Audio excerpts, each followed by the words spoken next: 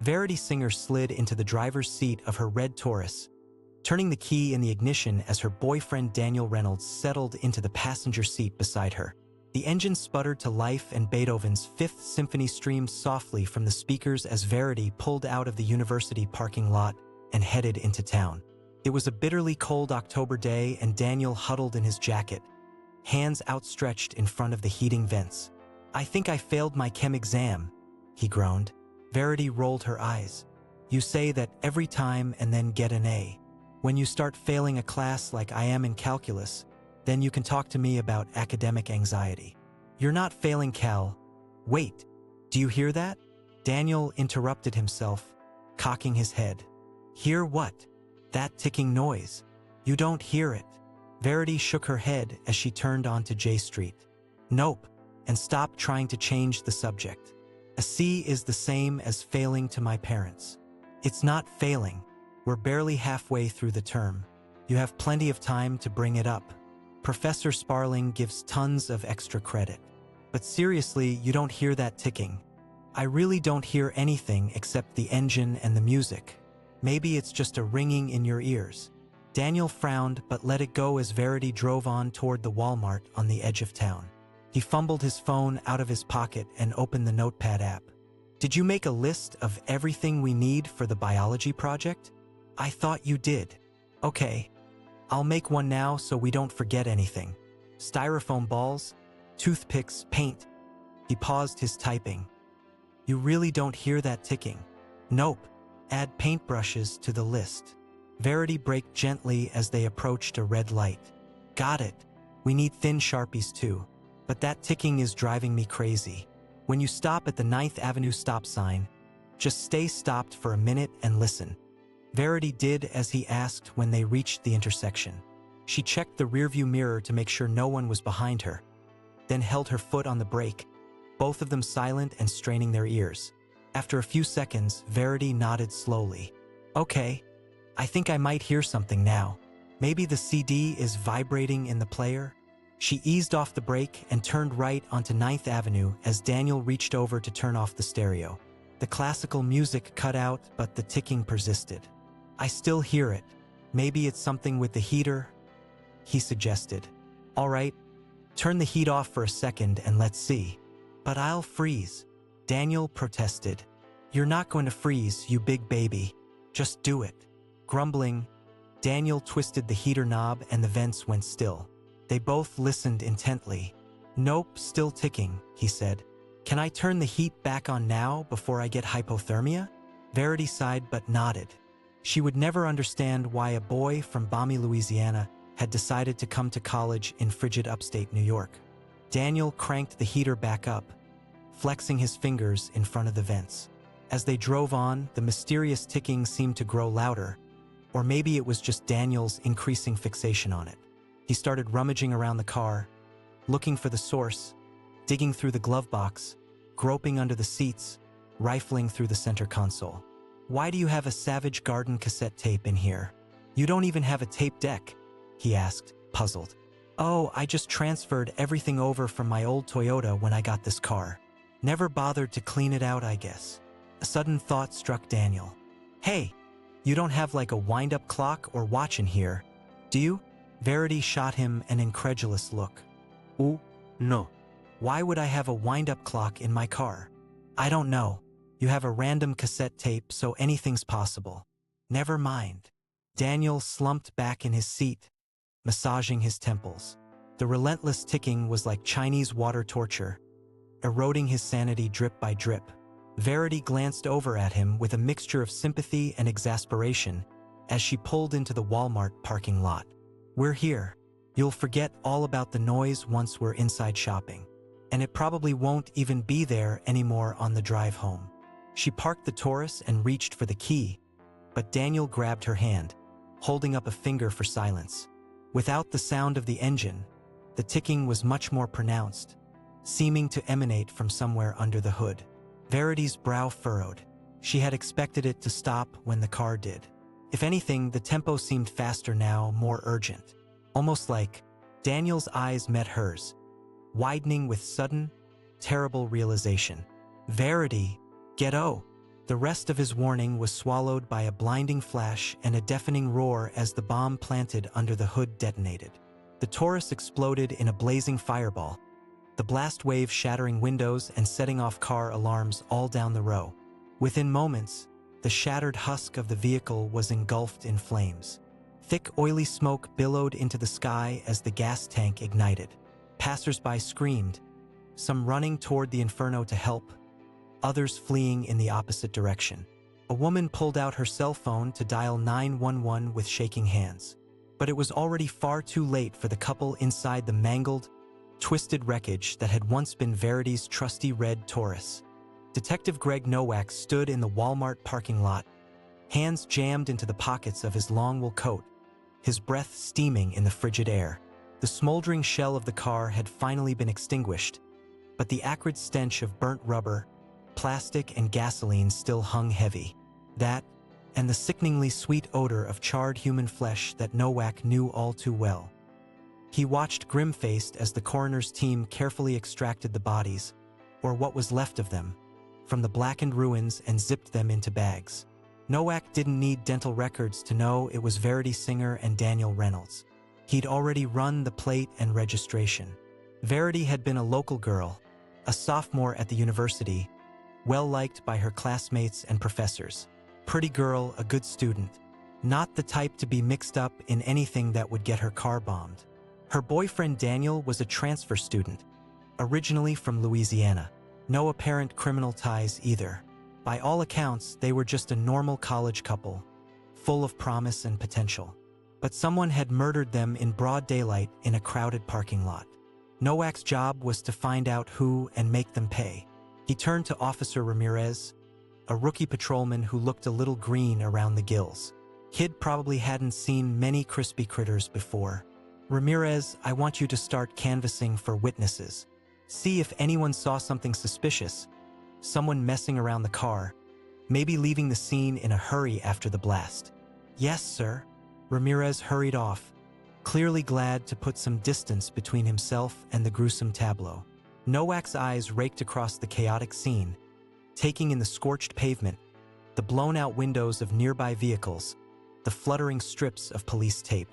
Bomb Squad was suiting up to examine the wreckage, look for signature components that might lead them to the type of explosive used, maybe even the bomber. He had a sinking feeling this wasn't going to be an open-and-shut case. In his experience, car bombs were rarely random. They were usually a calling card, a message sent by organized crime or a disgruntled ex with an axe to grind. But what message was a couple of clean-cut college kids supposed to take to their graves? As he mulled it over, a strange detail snagged in Nowak's brain. According to the 911 call, the witness had heard a ticking noise coming from the car right before it blew. The damn thing had been on a timer, but that timer had apparently been ticking for quite a while, at least long enough for the doomed couple inside to notice it, which meant this was no simple remote-triggered IED. The bomber had wanted them to hear their oncoming death, counting down second by second as they drove all unsuspecting to their fiery demise. Nowak's jaw clenched as his well-worn sense of outrage kicked in. Whatever these two innocent kids had done to deserve this, it wasn't just a rub-out. It was an execution, cold and calculated and cruel. Over the crackle of radios and the idling engines of emergency vehicles, church bells began to toll the hour, appropriately dirge-like. 3 o'clock. If the bomber was watching, and Nowak was damn sure he was, those bells were the sound of him getting away with murder. The old detective raised his eyes to the pale October sky. Tick-tock, you bastard, he thought. Tick-tock. Greg Nowak was hunched over his desk, pouring through phone records and bank statements and academic transcripts. Anything that might shed some light on who Verity and Daniel really were, and who might have wanted them dead. So far, their paper trail told a depressingly wholesome story. No criminal records, no suspicious transactions or associations, nothing to suggest a dark side or a secret life. They were both good students involved in extracurriculars. Verity waited tables part-time. Daniel worked in the university lab. Theirs was the unremarkable resume of countless college kids just trying to keep their heads above water. It had been 3 days since the bombing, and despite the round-the-clock efforts of every law enforcement agency from the local PD to the FBI, They were no closer to a suspect or motive. No terror group had claimed credit. No jealous lover had come forward to confess. The more they learned about Verity and Daniel, the less their murders made sense. The media was having a field day, of course. College sweethearts killed in mysterious car bombing. A savage end for two bright futures. The 24-hour news cycle was an endless loop of photos of the attractive young couple, cut with footage of the gutted car and grieving family members. Nowak had already given more no comments than he could count. He scrubbed a hand over his stubbled jaw and reached for his coffee mug. The station brew tasted like motor oil, but it was hot and strong and kept him going. He took a swig and tried to focus his burning eyes on the papers in front of him. Something wasn't adding up. People like Verity and Daniel didn't just get blown to kingdom come for no reason. There had to be more to the story, some piece they were missing. Nowak refused to chalk it up to one of those wrong place, wrong time tragedies the talking heads loved to speculate about. In his gut, he knew this was personal. The ticking bomb, letting them hear the countdown to oblivion. That was the work of a real sadist, someone who wanted them to suffer. But who would hate two clean-cut college kids enough to go to those lengths? An unhinged classmate? A psycho professor? Or was this not about Verity and Daniel at all, but some kind of message meant for someone else? Nowak was interrupted by a soft knock on his door. "Yeah, come in," he called without looking up. Officer Ramirez stuck his head in. "Got something you might want to see, detective." Nowak waved him in, and the rookie handed over a slim manila folder. "What am I looking at?" "Incident report from about 6 months ago. A vehicle registered to Daniel Reynolds was vandalized in the Walmart parking lot. Tires slashed, windows busted out. No suspects." Nowak sat up straighter, flipping through the sparse pages. "Why am I just now hearing about this?" Ramirez shrugged apologetically. "It was a pretty minor incident. Kid was new to town. Figured maybe it was a one-off, some prank or something." He never followed up. Nowak frowned at the photos of Daniel's old Toyota with its shattered windows and flattened tires. Looked personal rather than random to him. And how many people get their car trashed in a particular location, only to die in a car bombing in that same lot a few months later? Too much coincidence for Nowak's taste. "This is good work, Ramirez," he said. "Real good." The kid looked pleased. "There's something else, sir. I did some more digging. Talked to a few of Daniel's friends. Apparently, right after the vandalism, he started getting these weird anonymous texts. Threatening stuff like, 'I'm watching you,' and 'nowhere to hide.' He tried to laugh it off, but his girlfriend was pretty freaked out." Nowak's eyes narrowed. "Girlfriend? You mean Verity?" "No, sir. This was before he started dating Verity. Her name was Mia Carpenter. The way I hear it, she transferred to another school around the end of last semester. No one's heard from her since." A chill ran down Nowak's spine that had nothing to do with the weak heating in the precinct. Find Mia Carpenter. Now. When Mia Carpenter finally walked into the interview room 2 days later, flanked by a stone-faced university lawyer, Greg Nowak wasn't sure what he'd been expecting. Maybe some crazed bull dyke with a buzz cut and a bad attitude. The kind of ball-busting feminist who'd go full Glenn Close if a man looked at her sideways. The trembling slip of a girl who slid into the chair across from him looked about as threatening as a baby rabbit. She had wispy blonde hair, translucent skin, and the huge, haunted blue eyes of a consumptive Victorian heroine. Nowak half expected her to start coughing delicately into a lace hanky. He leaned back in his chair, considering her. "Thank you for coming in, Miss Carpenter. I know you've had a difficult few days." Difficult was an understatement. When they tracked Mia down to her new school 100 miles away, she'd already heard about the bombing. The news that her ex-boyfriend had been one of the victims had hit her hard. "I'll do my best to help, detective," she said in a voice barely above a whisper. "But I don't know how much I can tell you. Daniel and I lost touch after I transferred." Nowak nodded, keeping his expression neutral. "I understand, but we're looking for any information that might shed some light on what happened. Anyone who might have harbored ill will or resentment toward Daniel. Did he have any enemies that you know of?" Mia bit her lip, a stricken look on her delicate face. "Enemies? I don't think so. Daniel was... Well, everybody liked Daniel.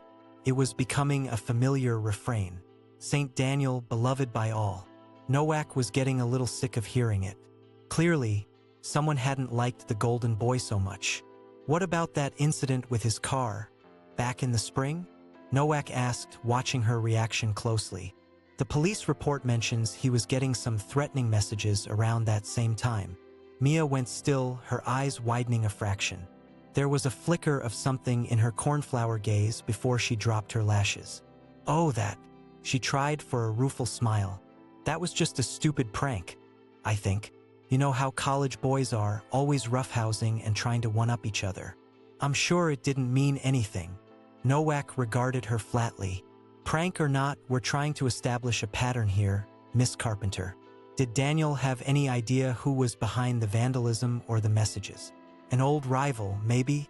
Someone who was jealous of him? Mia wrapped her arms around her slender body as if warding off a chill. No.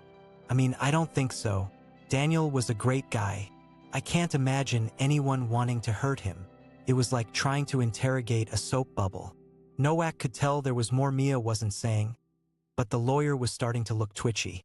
He'd probably whisk her out of there if Nowak pushed too hard. He held up his hands in a conciliatory gesture. All right, we won't take up any more of your time. Just one last question. Can you account for your whereabouts this past Monday afternoon, between the hours of 1 and 3 p.m.? Mia blinked at him. I was in class. Intro to Victorian Lit. You can check with my professor. If she was rattled by the implication that she was a suspect, she didn't show it. Maybe because she had nothing to hide. Or maybe she was just that good of an actress. Nowak made a mental note to verify her alibi. He stood, signaling the end of the interview. Thank you for your cooperation, Miss Carpenter. We'll be in touch if we have any further questions. Mia rose on unsteady legs, looking relieved to be dismissed. I hope you find whoever did this, Detective. Daniel was a good person. He didn't deserve. What happened to him? Her voice broke on the last words and she quickly turned away, letting the lawyer usher her out. Nowak watched her go, chewing his lip pensively. His gut was telling him Mia Carpenter knew more than she was letting on. But gut feelings didn't make murder cases. He needed evidence, and so far all he had was smoke and mirrors. He sighed and gathered up his notes. Time to start digging into Mia's background, see if anything shook loose. A girl like that, fragile and wilting on the surface. In Nowak's experience, that type was usually hiding dark waters beneath. He couldn't shake the sense that the key to unraveling Daniel and Verity's murders lay somewhere in the tangled history between Mia and Daniel. Spurned lover, deadly fixation, lover's triangle gone wrong. It was an old story, but then why take out Verity too? If this was all about punishing Daniel, why make his new girlfriend part of the payload? None of the classic motives quite fit. Somewhere in this puzzle was a piece Nowak wasn't seeing, and that piece would lead him to a bomber. He just had to find it before the trail went cold and another ticking time bomb found its target. He thought again of the young couple in the red Taurus, obliviously driving to their deaths while a clock ran out under the hood.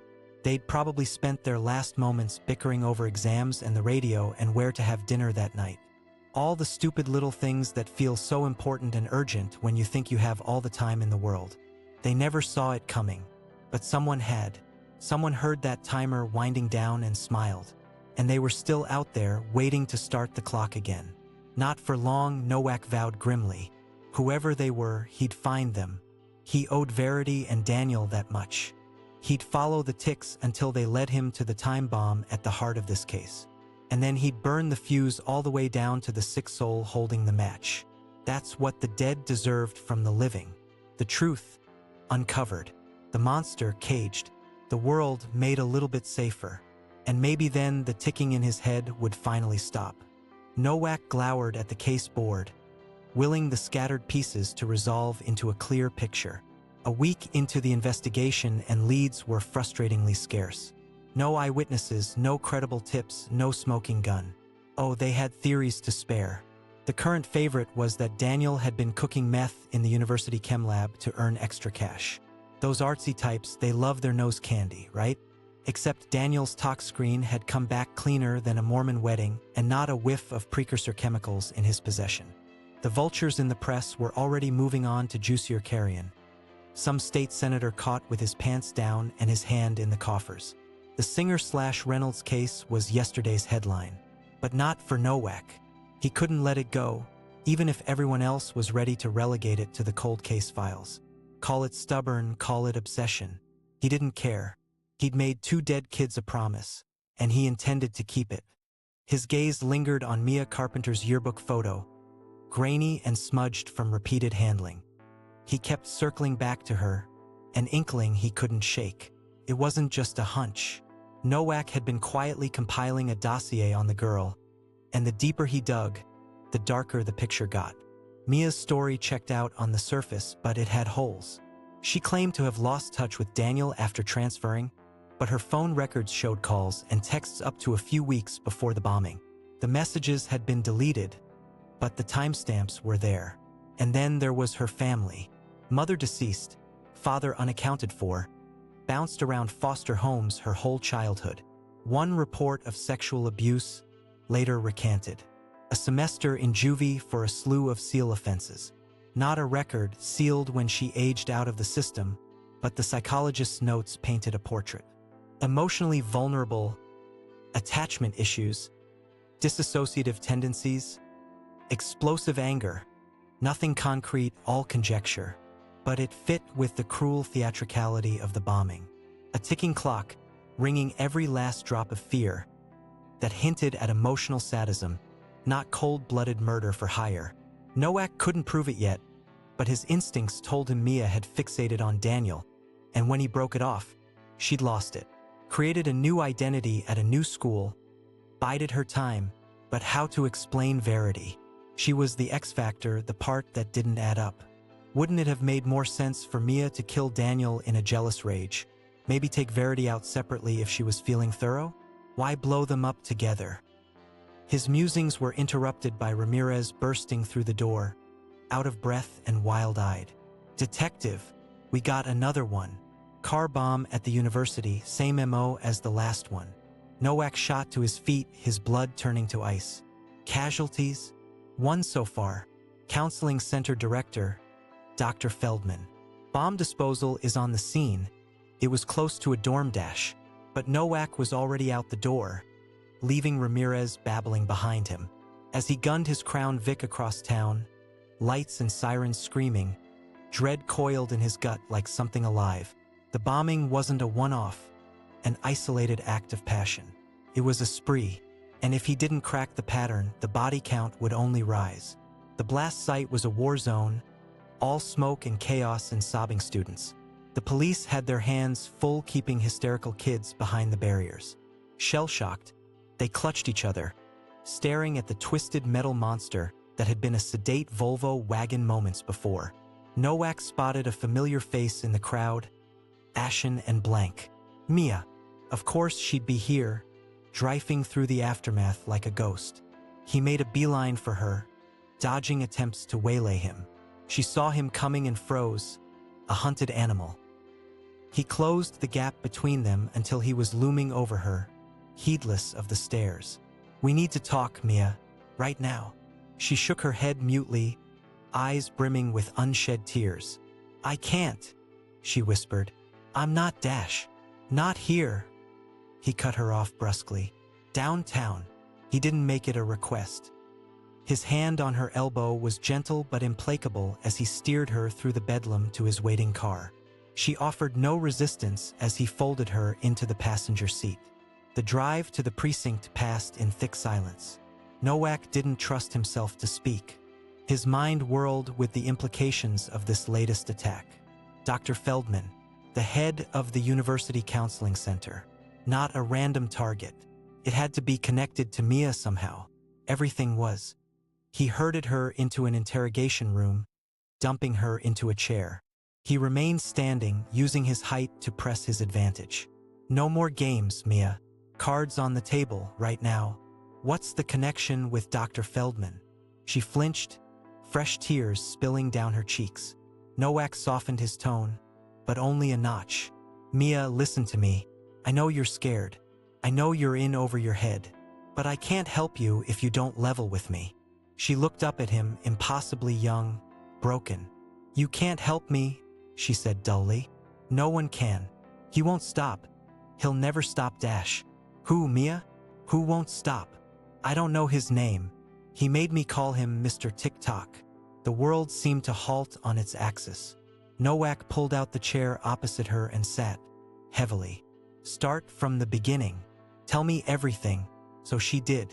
In fits and starts, a story tumbled out. A story of vulnerability and manipulation, of a troubled girl and the monster who crawled into her head. Mia's voice was distant, disassociated, as she described her downward spiral last year. Failing grades, self-harm, suicidal ideation. Daniel, the only bright spot, slowly pulling away. Dr. Feldman prescribing the pills that evened her out but made her feel dead inside. And the voice that started in her head shortly after, seductive and strong. The voice she called Mr. Tick-Tock. He told her the pills were poison, that Feldman wanted to lobotomize her, make her a docile doll. He told her Daniel was fickle, weak, that he'd abandon her eventually, like everyone did. Tick-Tock was different. He understood her, loved her. He could make her strong, a queen, if she did what he said. And if she didn't, the threats were graphic, lurid. He was in her head, knew her every secret. No matter how she tried to block him out, he always wormed back in, whispering, cajoling. Weeks, then months under his thrall, losing time, losing herself. Until the night he laid out the final plan. The bombs. Feldman first, for trying to silence Mia's potential with his poison pills. Then Daniel for his betrayal. And Verity, the usurper, as a message to all who'd crossed Mr. Tick-Tock. Mia's instructions were precise. The how, the where, the ticking devices counting down. But she couldn't. She wasn't a killer. She'd rather die herself. So she did the only thing she could think of. She ran. New school, new name. Deleted every link to her old life. Prayed that Tick-Tock was only in her head, that he wouldn't follow. But now the clock had run out. He'd found her again. It was only a matter of time. Nowak listened, sickened, furious. When Mia finally lapsed into silence, wrung out, he reached out and gripped her shoulder. She met his eyes, wary. "This is on me," he said roughly. "I should have seen it. Should have protected you. I don't know what's real anymore," she whispered. "This is real, Mia. Right here. You and me. And I'm telling you, unequivocally, this is not your fault.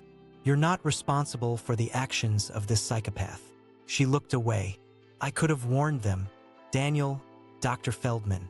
I was just so scared. He isolated you, made you dependent. Classic abuse tactic. But it's over now. With your testimony, we'll nail this guy." Mia shuddered. "You don't understand. He's not. I'm not even sure he's human. The things he made me see, made me feel."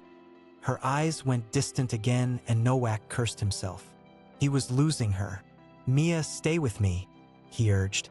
She blinked, focusing. "You're safe now," he promised.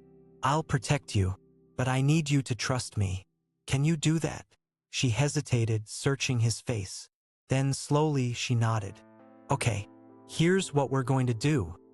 The thing Nowak hadn't told Mia was that he already had a solid theory who Mr. Tick-Tock was. And it wasn't a ghost or a hallucination. He was flesh and blood, and Nowak planned to spill some of it before this was over. The signs pointed to Dr. Feldman's grad assistant, an overachieving head case named Nathan Teller, top of his class but with a reputation for playing mind games and sadistic head trips. Rumor was Teller washed out of FBI profiling training for psychological instability. He'd bounced around a few mental health facilities, picking up tricks, before landing at the University Counseling Center under Feldman. The perfect hunting grounds for a budding psychopath. To fit the profile. Loner, above average intelligence. Sexually and emotionally immature. Simmering rage and resentment against women, authority figures.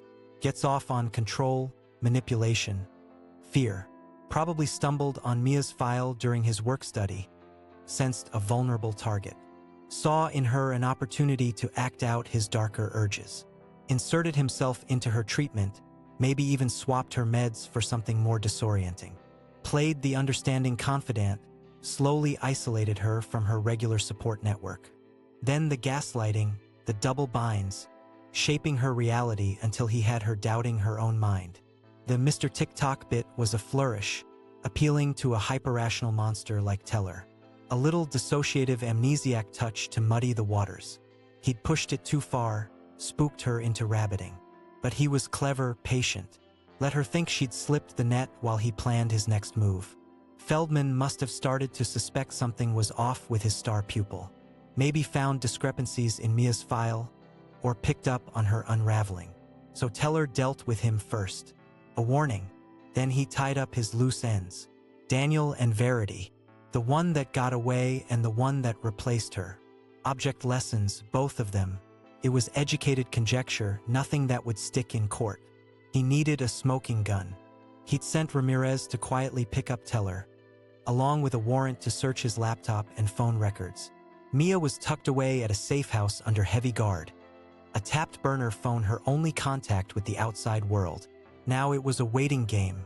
3 hours later, Ramirez buzzed Nowak's office, his voice tight with suppressed excitement.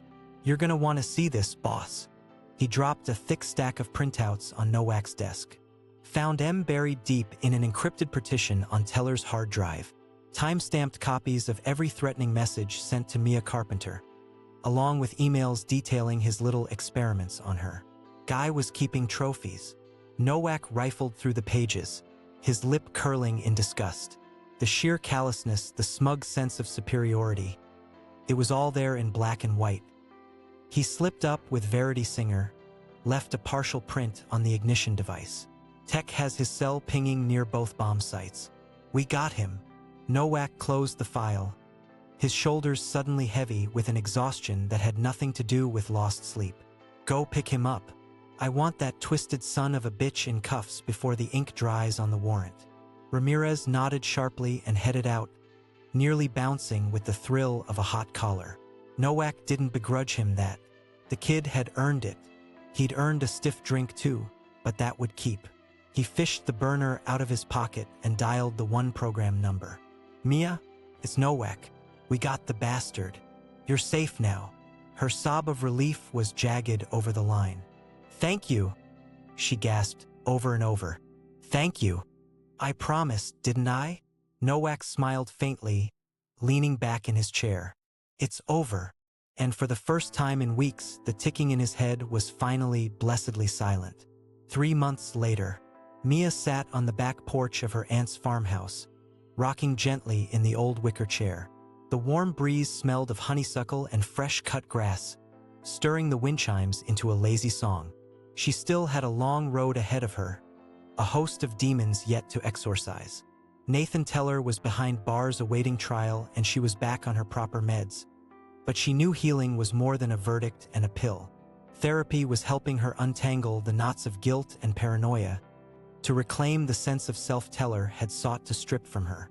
She'd cut off her bleached hair, reverting to her natural brown, and put back some of the weight fear had carved from her. The nightmares were less frequent, and in between were long stretches of a tentative, fragile peace. It was a start. A part of her would always grieve what had been lost. Not Teller's twisted fantasy, but the small snatches of normal he'd poisoned. Her memories of Daniel, the feeling of belonging at university. But she was building something new now, something wholly hers. And thanks to Nowak, she had a chance to do it without constantly looking over her shoulder. The grizzled detective had been true to his word. He made sure Teller was denied bail, that his case was fast-tracked. There would still be a trial, and Mia would have to testify, but Nowak promised to be there every step of the way. He'd given her more than her safety back. He'd given her hope.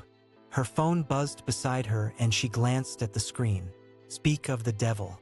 She accepted the call with a smile. "Hey Nowak, how's tricks?" "Oh, putting away the bad guys, one scumbag at a time." "How's the country air suiting you?" "It's peaceful, quiet." She watched a bumblebee bumble fatly from flower to flower in the garden. "I'd forgotten what that was like." "Good. That's good, kid. You've earned some peace and quiet." I had help, if I recall. She tucked her feet up, getting comfortable. So what's the occasion? Social call? Or you got news? Little bit of both. Wanted to let you know Teller took a plea. Confessed to the whole sick scheme, Feldman to Verity. Even copped to a few extracurriculars we didn't know about. Mia absorbed that, a tangle of emotions twisting in her chest. Relief, vindication, and a grim sort of satisfaction. So it's done? Really done. Signed, sealed, and delivered. He'll be growing old in a supermax, no chance of parole. You're free and clear, kid. She closed her eyes, let that sink in. Free and clear. It sounded like a foreign language, one she was still learning to speak. For everything you've done, everything you believed. Ah, don't go getting sappy on me now, he grumbled, but she could hear the smile in his voice. You did the hard part. I'm just glad I could help write the ending. A happy ending, she mused. It seemed like such a strange concept after the year she'd had. But for the first time, she could almost see the shape of it. Guess those do exist outside of fairy tales. In my experience, you gotta fight for 'em. Scrape and claw and never stop believing. But they're there, if you're stubborn enough to hang on. Mia smiled, tracing idle patterns on the arm of the rocker. Nowak always did have a way of cutting to the heart of things. You know you're welcome here anytime, right? She said impulsively. I mean, if chasing down bad guys ever lets up long enough for a vacation. My aunt's a terror at Scrabble, but her peach cobbler's to die for. I might just take you up on that someday, Nowak chuckled. Lord knows I could use a slice of cobbler and a friendly face to shoot the breeze with. Well, you've got an open invite. Don't be a stranger. Okay? Roger that. You take care now, you hear? And call if you need anything. Always. Mia's throat felt suddenly tight. Stay safe out there, Nowak. Planning on it. Bye, kid. The line clicked off and Mia sat listening to the dial tone for a long moment. Then she set the phone aside and tilted her face up to the warm spring sun. It was a new day, with new possibilities waiting to unfold. She had a feeling this next chapter of her story would be the best one yet. After all, she was the one holding the pen.